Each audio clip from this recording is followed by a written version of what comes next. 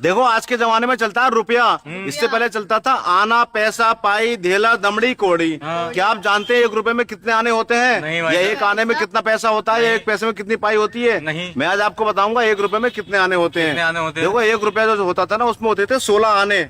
1 रुपए में 16 आने? 16 आने आते थे 1 रुपए में। अच्छा। और 1 आने में जो आते थे 4 पैसे।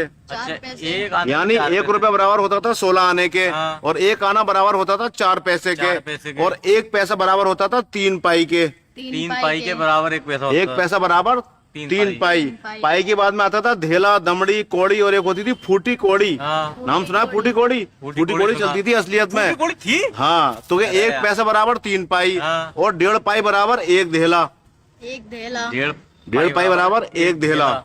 1 धेला बराबर होता था भाई साहब ये 2 दमड़ी। 2 दमड़ी।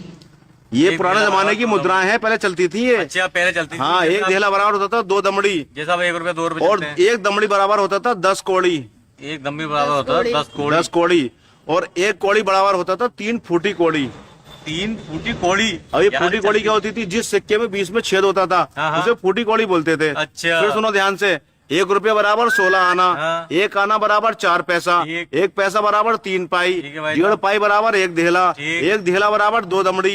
1 दमड़ी बराबर 10 कोड़ी। 1 कोड़ी बराबर 3 फूटी कोड़ी। अब आपको ये बताना है 1 रुपया बराबर कितनी फूटी कोड़ी आती थी, यानी 1 रुपए में कितनी फूटी कोड़ी आती थी। 1 रुपए में कितनी? 500 रुपए का इनाम मिलेगा अगर आपने बता दिया तो। अच्छा भाई, बताओ।